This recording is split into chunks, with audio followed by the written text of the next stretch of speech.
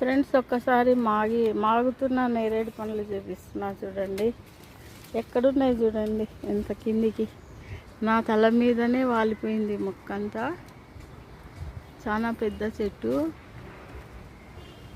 అన్నీ మాగుతున్నాయి. ఇక్కడ చూడండి, ఇక్కడ చూపిస్తా చూడండి. ఇదిగోండి, ఇక్కడంతా చూడండి.